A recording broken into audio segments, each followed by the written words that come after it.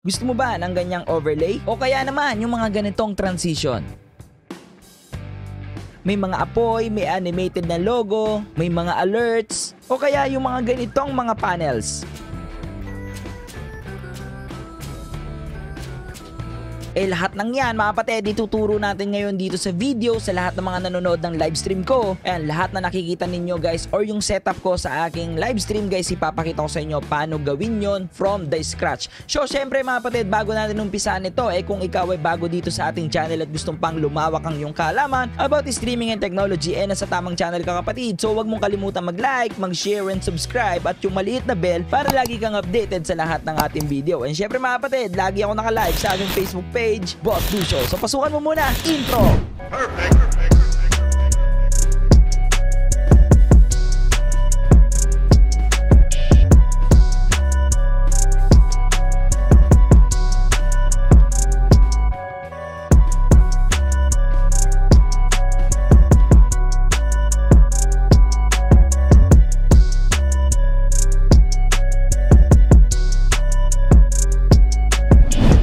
Mga kapatid natin, pipilitin kong mapabilis tong video na to at pipilitin kong malinaw at malinis guys para maintindihan nyo. I hope tapusin nyo to. Pero mga kapatid, bago ang lahat, so gusto ko lang muna sabihin sa inyo na lahat ng mga kinuha ko ay galing dito sa Own.tv. So this is the one-stop shop mga kapatid para sa lahat ng mga streamer or content creator. So guys, nandito po ang lahat. Okay guys, may mga design and overlay and everything guys. And may mga stickers din kung gusto mo guys. And subscriber badge kung meron din mga kapatid. And lahat guys, pwede kang gumawa ng sarili mo dito. And everything. So pwede kang mag-search mga kapatid ng alerts, alert sounds, everything mga kapatid natin. So ako guys, ito yung aking kinuha. Ito po yung aking mga webcam overlays na pinagpipilian. Ang aking post banner, ang aking animated starter banner, ang aking ending banner mga kapatid, at ang aking animated talking banner guys, and lahat yan is animated. And pati yung aking mga animated panels, dito po lahat galing sa Own.tv. So mga kapatid, may link dyan sa baba, i-click nyo yan para makakuha kayo ng discount. So use the 50% off discount coupon, word Lucio. So guys, type nyo lang yung Lucio, yan, may discount kayo dyan na 50% off. Napakalaking bagay na yan para makatipid kayo guys at makakuha kayo ng mga magagandang banners and animated scenes, everything. So mga kapatid, tara punta na tayo sa ating OBS studio. So sa mga nanonood ng live stream ko, ito yung aking scene, and then guys, makita nyo yung transition ko guys, may kakaibang nangyayari. So ang tawag dyan is stinger. Sa lahat guys, punta tayo sa blank scene. So start from the scratch tayo. Ang una kong ginagawa sa OBS guys, yung pinaka main scene ko guys. So ang main scene natin is yung laro scene. So ibig sabihin guys, ito yung scene na maglalaro ako. So it's a blank mga kapatid natin. So mga kapatid natin, dun sa Own.tv, pag binili nyo po yung mga alerts doon and everything, meron po yun ipapadala sa inyo na file. So guys, parang ganito siya. So nandito yung files, nandito na po lahat, alert sound, unique alert guys, everything nandito na lahat. So umpisahan muna natin sa ating webcam overlay. So guys, ito na nga yung webcam overlay. So mga kapatid, may iba-iba siyang kulay, blue, orange, red, and tortoise. So pinipili ko lagi guys, it's yung blue. So pwede rin namang orange, it's up to you mga kapatid natin dun sa package na binili ninyo. So mga kapatid, itong blue pinili ko, and may iba-iba yan. Meron pang green screen na yan mga kapatid, it's animated. Meron din pong plain lang para sa green screen. And meron naman mga kapatid, may border, and then pwede ka maglagay dun sa gilid ng pangalan or latest stars donation mo or latest likers, pwede ka maglagay. And syempre guys, a simple webcam overlay. So guys, ako yan yung gusto ko. And then punta na po tayo sa OBS, add dito, and media source, lagay natin dito webcam border. So click natin yung loop, and then browse. Ito lalabas yung folder, and then hanapin natin yung gusto natin. So mga kapatid, ayan na po yung ating webcam overlay. So ganyan lang po kadali. And then syempre mga kapatid, next na natin dyan yung ating camera ang gagamitin. So next, add, punta tayo sa video capture device, and then lagay natin dito camera Logitech. So guys, syempre hanapin natin yung ating camera, and then click OK. Nandito na yung ating webcam. So hold shift para po hindi ma-distort or ma-pixelated. So ipantay nyo lang siya dito sa inyong mga webcam overlay. So that's it. And then syempre mga kapatid, yung webcam border natin dapat nasa ibabaw ng Logitech. So guys, ayan na, meron na po akong border. So syempre mga kapatid, next natin yung game na lalaruin natin. So ako guys, depende na yan sa mga nilalaro yung game. Ako guys, Mobile Legends. So alam nyo naman. So right click again here. Add po tayo ng video capture device. Lagay natin dito Elgato 123. Depende na sa inyo kung anong gusto nyo ilagay. And then mga kapatid, hanapin nyo lang yung file and then Elgato, that's it. And then lumabas na nga po dito. So dahil iPad yung gamit ko mga kapatid, ika-crop ko lang siya. Hold Alt para sa short ng crop. And then mga kapatid natin, crop nyo lang siya. Isukat nyo lang yung pinaka-size ng screen niya. Isakto nyo na siya sa screen nyo hanggang sa nyo gusto. So syempre mga kapatid, natakpan na ating webcam. So guys, yung Elgato ninyo, idadrag nyo lang pababa para lumabas ang inyong webcam. So ganoon lang kasimple mga kapatid natin. Napakadali lang, di ba? So mga kapatid, gusto ko maglagay ng mga animated lines dito and everything. So first, punta kayo sa YouTube guys. Punta kayo dito sa title. Lagay nyo animated lines neon. Depende sa inyo mga kapatid natin. Ako guys, ito yung napili ko. So yan mga kapatid, makita nyo may intro. So hindi naman natin kailangan yan. So click nyo lang po dito. Yan lang po yung kailangan natin. Di ba guys? Yung lines. So syempre, ida-download nyo yan. Punta kayo dito guys sa YouTube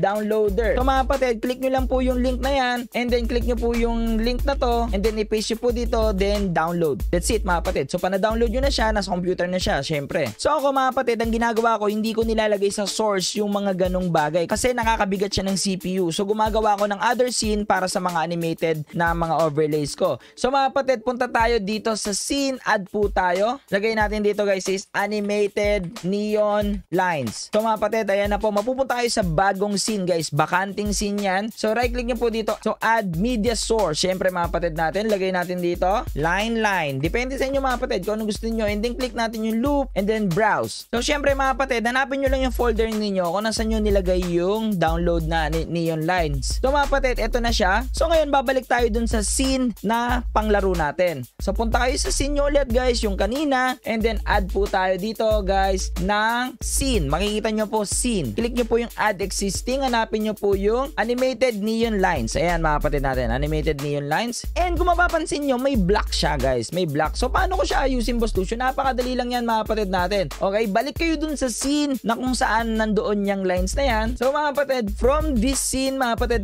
balikan nyo po ulit yung inyong file name and then right click and then makita nyo po yung filter. So from the effect filter mga kapatid, mag-a-add po tayo ng color key. So dahil black yung background niya, so pipiliin natin dito guys is custom color and then select color, piliin natin black and then okay. So mga kapatid, kung makikita nyo guys, nawala na po yung background na black pero may pangit pa rin nakikita na black, diba? Parang hindi pa rin siya malinis na lines. So punta muna tayo sa similarity. So yan guys, tansyahin nyo lang siya kung saan yung pinaka better. So guys, ayan yung akin sa smoothness mga kapatid. Taasan natin yung smoothness para po mas maging malinis siya and everything. So pwede na yan. Kung makikita nyo, line na po siya. Ngayon, balik po kayo doon sa scene kung saan po yung inaayos nyo ulit. So balik tayo sa laro scene. And kung makikita nyo guys, line na lang siya mga kapatid natin. Diba napaka-simple lang. So ngayon, ipwesto nyo siya kung saan nyo siya gusto ipwesto. Ako ganyan. And then unatin nyo lang siya guys. Use the shift key. So bahala na kayo magtansya mga kapatid natin. Basta makikita nyo naman yan na sasakto na dun sa guwit. So kung mapapansin nyo yung baba mga kapatid, masyadong plain. So pwede kayo maglagay dyan ng kung ano-ano. Your alerts, event list, nasa sa inyo na guys. Kung anong gusto niyo. Pero ako guys, yung star sender ko yung nilalagay ko dyan. So una kong ginagawa dyan mga kapatid, syempre pupunta ako sa stream elements and then dito sa my overlays. And dito sa overlays ko mga kapatid, may mga iba-iba na ako mga overlays dito. Marami na akong vlog para dito guys. Panoorin nyo na lang. And ito po yung aking stars. So kiniklik ko lang po yung edit nyan. Edit. So yan na yung mga kapatid natin. Gumagalaw na siya and everything. And then dito ko lahat inayos yan. Panoorin nyo na yung mga vlog ko para dito. So makikita nyo po itong chain na logo. So means copy URL. So balik tayo dito sa OBS. So add mga kapatid natin. Punta naman tayo dito sa browser. And then lagay natin dito star. Nasa sa inyo na mga kapatid natin kung anong gusto ninyong ilagay ng mga source. So guys, ayan na po siya. And then that's it. Okay? So ngayon mga kapatid, napapansin natin masyado pa ring plain. Okay? Masyado pa ring plain. So gusto kong lagyan nung apoy-apoy yung maangas. Diba? Madali lang ulit yan. So kung paano natin ginawa yung neon sign, ganun din natin gagawin to. So syempre mga kapatid, babalik tayo dito sa YouTube. Isa-search naman natin dito guys. It's green screen fire particles. So guys, kayo na bahala, humanap kayo kung anong gusto ninyong particles yan, basta green screen. So kung paano siya i-download, alam nyo na mga kapatid natin, punta lang kayo sa YouTube downloader. So mga kapatid, again, gagawa na naman ako ng bagong scene para doon, hindi ko siya ilalagay dito sa source. So punta tayo ulit sa add scene. Okay, add naman tayo dito, fire, apoy. Nasa sa inyo mga kapatid kung ano gusto ninyong title para hindi kayo malito guys. So add tayo dito guys ng media source. Okay, it's a blank scene na naman. Lagay natin dito, it's fire, fire, fire. So click natin yung loop and then browse. Hanapin natin yung folder na yon. So ito guys, downloaded natin. So nakita nyo mga kapatid, it's a green screen. So napakadaling ayusin yan. So syempre mga kapatid, right click and then filters. Add po tayo ng chroma key. Pagdating sa chroma key guys, choose green and then i-adjust natin siya kung nalalabuan pa tayo mga kapatid. So click natin yung close. Kung napapansin nyo guys, pababa yung apoy, yung flow nung apoy guys, ang pangit niyan para sa aking scene. So guys, napakadali lang yan. Right click nyo mga kapatid, punta kayo sa transform, click nyo po yung flip vertically. So yan, pataas na siya. So ngayon, balik tayo dun sa scene na inaayos natin guys. Ito nga yung laro scene. Balik tayo dito sa laro scene. And then syempre mga kapatid, right click again here, add, punta po tayo sa scene. So mga kapatid, ito makikita nyo po dito yung mga scene na ginawa natin and hanapin po natin yung fire apoy. Kaya po importante yung file name. So guys, once you click this, ayan na po mga kapatid, lalabas na po yung fire apoy. Ang kita nyo guys, ayan na, lumalabas na siya. So pwede nyo pong unatin yan mga kapatid, and kung saan nyo siya gustong ilagay, yan, dyan lang po, siguro po pwede na dyan. From the fire apoy, syempre mga kapatid, ibababa natin siya sa pinakailalim para magmukha lang siyang background. So ganyan lang kasimple mga kapatid natin. Yan yung aking main scene. So para hindi na ako mahirapan mga kapatid, para nagpapalit-palit na lang ako ng scene. So kung makikita nyo mga kapatid, itong laro scene natin guys, right click ko lang yan, click duplicate. So once na nag-duplicate tayo guys, hindi na po tayo mahihirapan maghanap ng mga file name, okay? Kasi mga kapatid, nagkaka-encounter po tayo na yung Logitech webcam natin or any camera guys, dahil naka-apply na siya dun sa isang scene. Pag nilagay mo siya sa isang scene, hindi na po siya gumagana. So ito ang diskarte guys, duplicate scene. So guys, ito yung ating tambay scene. Punta tayo sa tambay scene. So guys, itong tambay scene natin ngayon guys, babaguhin natin to. So syempre, maglalagay na tayo dito guys nung ating binili sa own.tv. So punta tayo sa media source, lagay natin dito guys is banner, and then click loop and then browse and hanap tayo ng design dito. Ito yung pipiliin ko mga kapatid, and then click OK. So mga kapatid, ayan na guys. So papansin nyo, hindi kasya, mali. Ba't ganun mali? So puntahan natin yung webcam border, i-move natin siya dito, ilagay natin siya dito, and makikita nyo po yung banner nasa taas, ibababa natin siya sa pinakailalim. Hindi ko naman kailangan dito yung fire apoy tsaka guys yung animated neon line, so tatanggalin ko na muna sila dito sa scene na to. So si Elgato mga kapatid, unahin nating ayusin. So hold shift lang guys, napakasimple lang, and lalagay natin siya dito, ipopwesto natin siya dito kung saan siya nababagay. So guys, yung webcam overlay ko guys, siya yung ilalagay kong pang border nung ating nilalaro. So ino-hold ko lang yung shift mga kapatid para hindi po ako mahirapan, and then arrow keys pag gusto ko siyang masentro, and then that's it mga kapatid. So mga kapatid natin, kung makikita nyo yung webcam ko guys, may sarili namang webcam overlay yung banner natin. Ipapasok lang natin siya dito. Kung makikita nyo tong stars na to guys, i-turn off muna natin kasi hindi ko naman siya kailangan sa scene na to. So guys, si Logitech camera, ibababa natin siya kay banner para pumasok po yung ating webcam. So that's it mga kapatid natin, meron na. So guys, ito makikita nyo dito yung aking live stream, may mga chats dito sa gilid. Tapos dito guys is highlights ni 1-1. So add tayo dito ng media source, lagay natin 1-1 highlights. Click po natin yung loop, then browse. Hanapin lang natin mga kapatid kung saan po natin kinuha yung 1-1, and then ito, and then okay. So ship nyo lang siya ulit mga kapatid, isakto nyo lang siya dito, and ipailalim nyo siya kay banner para po lumabas yung banner, and then that's it mga kapatid. So ngayon, eto na tayo sa chat box. So guys, eto lang naman yan, napakabilis lang yan. So punta kayo dito guys sa Streamlabs. So dito sa Streamlabs, makita nyo po yung all widgets and makita nyo po tong chat box. So sa chat box mga kapatid natin, may iba-ibang style ng chat box dito, pero ang pinipili ko guys is yung clean lang. So clean, and then that's it, and then copy mga kapatid natin, and then balik tayo sa ating OBS, and then from the OBS mga kapatid, add, lagay tayo ng browser, lagay naman natin dito chat, click, paste nyo lang po dito yung link, and then that's it mga kapatid. Pasok nyo lang siya dito, sasakto nyo lang siya. So guys, hindi natin makikita yung chat dahil wala naman tayong live live stream kasi guys lalabas lang po yan pag naka-live kayo. Ngayon ibabalik ko na po yung star natin and then ilalagay natin siya dito sa gilid. So guys, that's it. So pupunta na tayo doon sa intro ko. Lagi kung nanonood kayo ng live stream ko guys, yung simple na intro ko guys, yung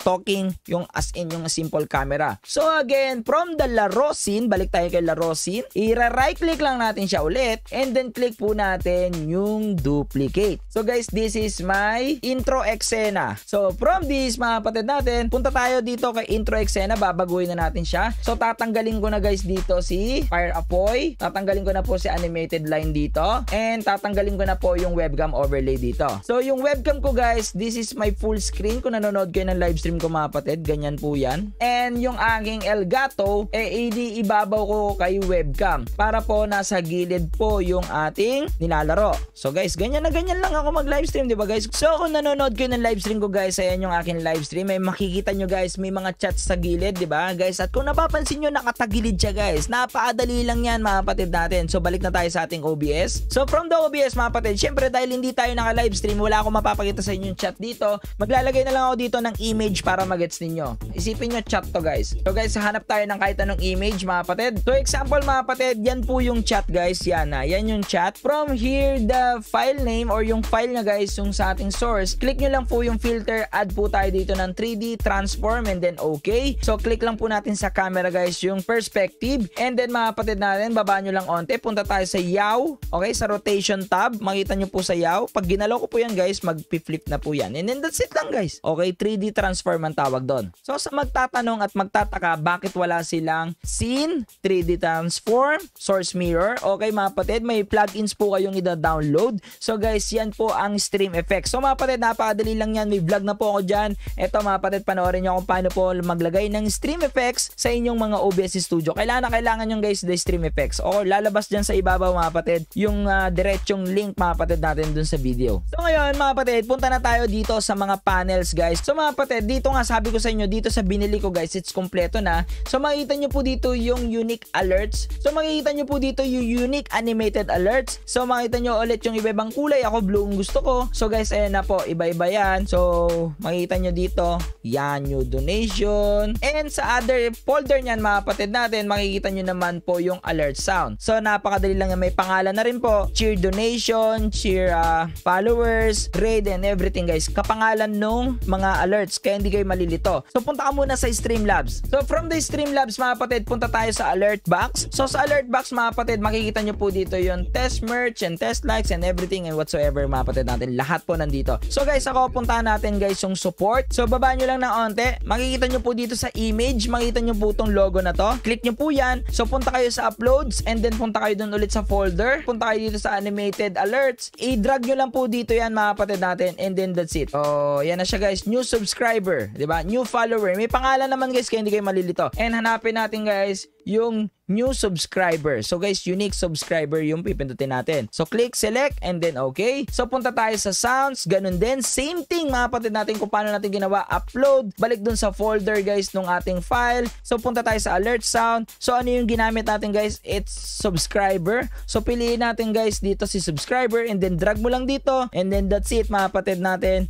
Uploaded na dyan yan and then click nyo lang po si subscriber and then select and that's it. So and so forth mga kapatid. Nasa sa inyo na kung anong gusto nyo ayusin. Ito, stars, likes, supporter, share, and whatsoever guys. Pare-parehas yan. So guys, and pagbaba dito mga kapatid, puntahan nyo po itong open na font settings para po pare-parehas. So mga kapatid, dito sa file settings, makikita nyo po dito yung inyong binili. Tinuturo po dito guys sa quick start, sa fonts. Nandito po yung mga fonts nung babagay doon sa yung biniling overlay. So guys, meron na po ito. Install nyo na lang siya. Click nyo lang po itong Oswald and then install. That's it mga kapatid natin. Meron na kayo nung font na yon. And after nun mga kapatid, may lalagay nyo na siya dito sa font and then sukatin nyo lang siya. So click nyo po yung copy. So right click here mga kapatid natin. Add po tayo dito guys ng browser source. So guys, type natin dito Streamlabs. Click natin okay and then paste natin yung link dito mga kapatid natin.